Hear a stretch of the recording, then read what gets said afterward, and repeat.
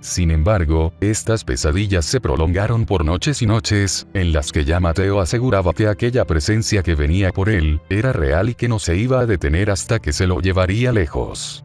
Y siempre recalcaba la fealdad de esa cosa: papá, esa cosa es fea. Muy fea. Bienvenido a Creepypastas Reddit, espero que te diviertas explorando nuevos horizontes con este contenido. Comenzamos.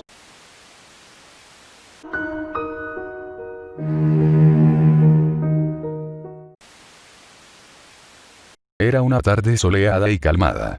El silencio predominaba en el ambiente, y en casa se hallaban padre e hijo, pasando un rato agradable después de un día largo. Daniel y su hijo Mateo de 10 años, ambos se encontraban en el cuarto del niño viendo el álbum familiar. El padre había rebuscando entre las cosas viejas y encontró aquel álbum familiar el cual no veía desde hace bastante tiempo y el cual casi nunca le había mostrado a su hijo, así que no era mala idea compartir la historia de la familia con su querido Mateo, mostrándole familiares cercanos, lejanos, algunos ya fallecidos y otros aún vivos. Al principio, Mateo pareció impresionado y encantado con todas esas fotos tras fotos con increíbles historias pegadas en las páginas del libro, que por cierto era grande y muy grueso. Pero después de un tiempo se fue aburriendo más y más, hasta el punto de no querer mirar las fotos. El padre insistió a su hijo que aún faltaban las fotos de su nacimiento, pero Mateo ya no parecía ni remotamente interesado en ese álbum familiar. De hecho, en algún momento de la charla el niño dijo: "No quiero volver a ver esas fotos jamás". El padre, extrañado, accedió y guardó el libro de fotos, e invitó a su hijo a ir a comer helado y pasear por el parque. Desde ese momento el día transcurrió con normalidad, si no fuera por un pequeño detalle que al principio pasó desapercibido por el padre. Resulta que Mateo había tomado un comportamiento asustadizo y nervioso, y en el día se la pasó mirando de lado a lado, con una expresión de preocupación. Sin embargo, nada de esto se comparó con lo que pasó en medio de la noche mientras dormían. Mateo había despertado gritando y llorando descontroladamente. Cuando Daniel el padre fue apresuradamente al cuarto de su hijo, lo encontró temblando aterrorizado. Cuando el padre le preguntó a su hijo qué era lo que pasaba, Mateo decía que estaba teniendo sueños rarísimos, y decía que una cosa andaba en la casa, que no estaban solos. Había una presencia que emergía desde algún lugar desconocido y venía por el chico, y la presencia era horrible, decía Mateo. El padre lo calmó diciéndole que solo se trataba de una pesadilla, y todo se quedaba hasta allí, y en lo que quedaba de noche los dos pudieron conciliar el sueño medianamente bien. Sin embargo, estas pesadillas se prolongaron por noches y noches, en las que ya Mateo aseguraba que aquella presencia que venía por él, era real y que no se iba a detener hasta que se lo llevaría lejos. Y siempre recalcaba la fealdad de esa cosa: papá, esa cosa es fea. Muy fea. Daniel nunca le prestó mucha atención a su hijo, hasta que una tarde el pequeño Mateo fue sorprendido tratando de quemar el álbum familiar. El padre le arrebató el libro y le preguntó a su hijo: "Bueno Mateo, ¿y a ti qué te pasa ahora?". A lo que el niño respondió con voz temblorosa: "No quiero que esa presencia me siga persiguiendo, papá. Esa presencia está también en las fotos, y debo quemarlas para que no me siga persiguiendo". La expresión de Daniel se mareó, y ya desesperado, le propuso a su hijo ver ambos las supuestas fotos en donde aparecía la presencia fea de la que hablaba. Al principio Mateo se negó rotundamente, pero el padre le insistió hasta el hartazgo hasta que finalmente ambos abrieron el álbum y se pusieron a verlo. Tardó un poco, pero después de haber pasado unas páginas finalmente Mateo se horrorizó y comenzó a señalar fotos en las que aparecía algo tras los cuerpos de los familiares. Y pasaba las páginas y seguía señalando con su pequeño dedo las fotos. No eran muchas fotos señaladas, por lo menos había una foto señalada por el chico en cada 2 páginas. Y decía cada vez que señalaba: "Aquí está papá. Míralo, míralo". Y ambos veían. El padre tenía ya una cara de espanto total, aún más que la del hijo, y en un momento cuando llegaron a las fotos del nacimiento de Mateo, es que el niño decidió no mirar más. El chico le rogó a su padre encarecidamente ayudarlo, y el padre, abrazándolo, le respondió, diciéndole que lo iba a ayudar lo mejor posible. Desde ese día el padre comenzó a llevar a Mateo al psicólogo, diciéndole que así le ganarían a la presencia que lo atormentaba. Pero lo que en realidad pasaba era que Daniel el padre, mientras veía con su hijo las fotos, nunca vio nada fuera de lo normal. Su hijo señalaba lugares totalmente vacíos, en donde claramente no había presencias.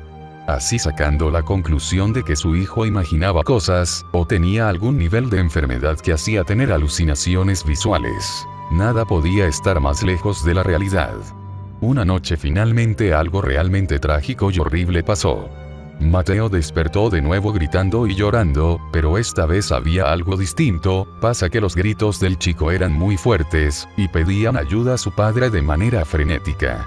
Daniel, como ya era costumbre, saltó de las sábanas de su cama y fue al cuarto de su hijo, solo para encontrar el horror. Mateo estaba en la cama, pero no era un Mateo normal. De hecho, no se sabe si en realidad era Mateo. Al fin y al cabo en la cama se hizo muñeco de tela del tamaño del chico y con la misma apariencia y ropa del niño, una réplica de Mateo. La historia terminaría aquí, pero algo más sucedió unas semanas después. Daniel, después de la terrible desesperación y tristeza que lo había invadido frente que su hijo desapareció, es que finalmente con la cordura a gotas de rompérsele, contrató a una medium con supuestos poderes para que lo ayudara a comprender la situación. Cuando el padre le mostró a la medium las fotos del álbum familiar, la mujer se quedó petrificada y en silencio observando página por página. Cuando Daniel le preguntó qué pasaba, la medium le preguntó: ¿conoces muy bien a estas personas? Señalándole distintas fotos de familiares y conocidos, entre las cuales había una de su hijo Mateo nacido. Sí, a algunos no tanto, pero a la mayoría de los conozco bien. Sin embargo, todos ellos están muertos. Se detuvo el padre cuando la mujer comenzó a asentir con la cabeza en esa última parte. Todos los que aparecen en las fotos que te mostré están muertos. Bueno, pues al lado de todos ellos aparece una figura horriblemente malévola. Desde ese día Daniel encendió en llamas el álbum familiar por completo.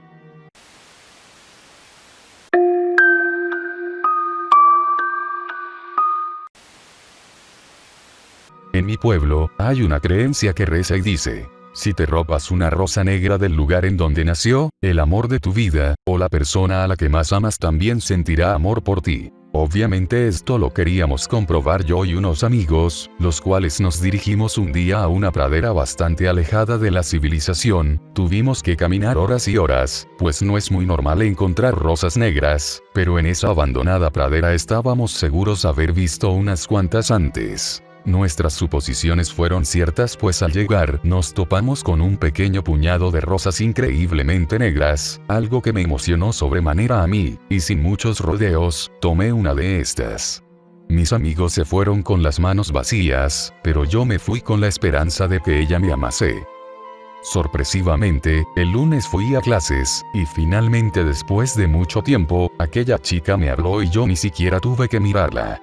Estaba hecho, era un ganador. Ese día nos conocimos más que como solo compañeros en el mismo salón. Sin embargo, ese día en camino a mi casa, un camión casi me atropella. Tuve demasiada suerte y solo seguí mi paso. Pero cuando llegué a mi residencia, fui sorprendido por la escena que mi madre tendida en el suelo, cubierta de sangre, al pie de las escaleras. Con horror, tratando de hacer que respondiera, me di cuenta que tenía el cuello terriblemente roto, y la sangre que salía venía de detrás de su cabeza. Allí llamé a la ambulancia sabiendo que ella había caído desde lo alto de las escaleras en un desafortunado accidente. Tiempo después supe que mi madre había muerto, y desde aquello pasé semanas sin ir a la escuela. Al animarme a hacerlo, me encontré con aquella chica a la que amaba, y esta me hizo sentir bastante mejor, a lo que fui a mi casa más alegre de lo habitual, pero al llegar, encontré a mi perro muerto, y la casa saqueada. Los ladrones habían matado a mi mascota, y se habían llevado todo lo que encontraron valioso. No debo decir que esto me dejó sin esperanzas, pero aquello solo era el comienzo de la mala suerte que me arribó más adelante. Todo lo malo que me podía pasar pasó, todo lo que nunca pude imaginar que me sucediera me sucedió, al punto de volverme loco. Mis amigos se convertían en mis enemigos, todo me salía mal, todo lo perdía. Pero todo esto cobró una especie de odio en mí cuando pude relacionar aquellos desastres con aquella chica que me gustaba, pues era innegable, siempre que hablaba con ella las cosas malas no tardaban en ocurrir, y cuando ni la miraba, no pasaba nada. Obviamente, traté de alejarme de ella lo más que pude, haciéndole saber que no me interesaba. Imagino que yo me veía como un paranoico, pues ella solo se acercaba a mí y me decía lo tanto que entendía mi dolor, que me amaba con toda su alma, y que intentaría quedarse conmigo hasta que me recuperara, pero ella no lo entendía. Fue que un día, en un movimiento astuto, decidí llevarla a esa misma pradera, y cuando le mostré las rosas negras, la llevé a un lago, y listo para liberarme de este mal, tomé su cabeza y la comencé a sumergir en el agua, con todas mis fuerzas, tratando de ahogarla. Y así me mantuve hasta que finalmente, su cuerpo dejó de responder y agitarse violentamente.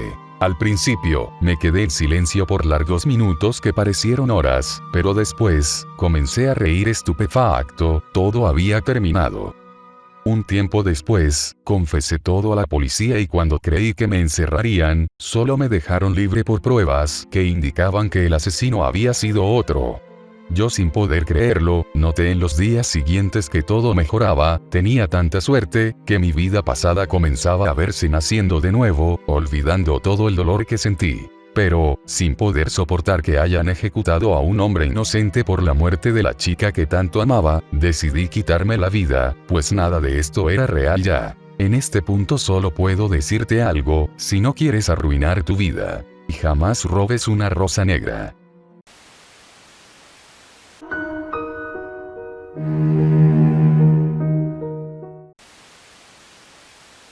Ya habían pasado 2 días desde que mi abuela, mi superheroína y la cabeza de la familia, había llegado después de un largo viaje desde otro estado hasta donde vivía con mi familia. Recuerdo perfectamente que ella veía otro episodio de Caso Cerrado, cómodamente acostada en mi cama, las rosadas paredes eran iluminadas por el televisor y la lámpara de oso blanco que tenía conectada cerca de mí, en ese momento tenía tal vez unos 6 o 7 años y estaba jugando en el suelo, más específicamente, debajo del escritorio. En manos recuerdo a mi hermosa muñeca confeccionada especialmente por mi abuelo para que se pareciera a mí, sus hermosos cabellos castaños y pecas adornando su nariz, como esas muñecas antiguas que la gente mayor colecciona. Organizaba un hermoso departamento para ella, la pequeña cama rosada con frazadas de estampado de corazones, 2 almohadas tamaño miniatura que yo misma había cosido y rellenado, una silla rayada de colores y flores era el comedor y escritorio del apartamento, con una cuchara de plástico y unos papeles rasgados que dibujé para simular documentos y facturas importantes. Mirando atrás, me sorprende cómo es que me divertía tanto con tan simples cosas, o cómo desearía volver a esos años. Mi hermoso departamento estaba casi listo, pero algo más le faltaba: un tazón de comida. Me limpié las rodillas y me paré de mi alfombra morada para ir en busca de una caja de arena rosada que tanto jugaba hasta mancharme los dedos y el cabello de esta. Abrí la puerta de mi armario y busqué con la mirada el razón verde lima de plástico. Y ahí estaba. La arena estaba pulcramente aplanada, sin ninguna orilla mal salida, ni siquiera una colina de arena, todo era simplemente plano, y en el centro, una cruz perfecta en el centro de la arena. La cruz era simplemente impresionante para mí, con la primera cruz perfectamente hundida, sin ningún relieve mal salido y una cruz más en el fondo, igual que la anterior, simplemente perfecta. Tomé el tazón y solo lo miré. Si hubiera encontrado algo así a esta edad hubiera dicho algo así como, ¿pero qué mierda? Pero, a mi corta edad no supe qué decir. La habría contemplado más tiempo si no fuera porque mi madre llegó a mi habitación a decirnos que saldríamos a cenar. Lo único que hice fue borrar la cruz con la arena y dejarla en la silla de la muñeca, para después ir a buscar mis zapatos, y cerrar la puerta de la casa para meterme en el auto, ahogando esos malos pensamientos mientras comía un taco. Sí, por si se lo preguntan, soy mexicana. Al llegar con el estómago ya lleno, corrí escaleras arriba para volver a mi cuarto, prendí las luces y allí estaba otra vez, esa maldita cruz en el tazón que hace una media hora había borrado. En ese momento, mi imaginación explotó como un volcán, en mi mente pasaban 1001 situaciones. ¿Un demonio? ¿Un fantasma? Tal vez fue mi abuela o mi papá. ¿Acaso me voy a morir mañana? Empecé a temblar y rascar la piel de la yema de mis dedos, como lo hacía, y sigo haciendo, cuando estoy nerviosa. Antes de que mi abuela llegara a mi cuarto borré una vez más la cruz, me puse mi pijama y me metí a dormir. Ahora, tengan en cuenta que 1. Era el mismo tazón, no se había movido desde que lo dejé en el escritorio, ni siquiera un centímetro. 2. Fui la última persona en cerrar la puerta, esto significa que si alguien la hubiera hecho, tuvo que haber estado en la casa, o haber sido muy rápido y hacerla antes de que llegara a mi cuarto, pero yo fui la primera en entrar a la casa. 3. Todos estábamos en el carro. Con mis ojos llorosos, no dormí bien hasta que el cansancio se apoderó de mí, rezando para que al día siguiente no pasara nada, ya solo quedara como un mal recuerdo. Y a la mañana siguiente, un domingo, y al borde de un colapso mental, la misma cruz había aparecido por tercera vez. Esta vez corrí llorando hasta mi abuela, a quien le conté con lujo de detalles. Ella no supo qué decir y solo me dijo que fuera a rezar con ella a la misa. No somos fanáticos religiosos, pero durante un mes pedí que me llevaran todos los domingos a la iglesia. Y jamás supe por qué aparecían las cruces. Acabé tirando la arena rosada por el temor que había originado a tan solo tocarla. Nadie habla sobre eso desde entonces. Y no sé si fue alguna casualidad o yo qué sabré, pero 3 años después y por cuestiones que tal vez cuente en otra publicación, casi me operan por error después de un mal diagnóstico en una fractura del brazo. Gracias por ver mi contenido y me ayudarías mucho si te suscribes. Te deseo que tengas un buen día.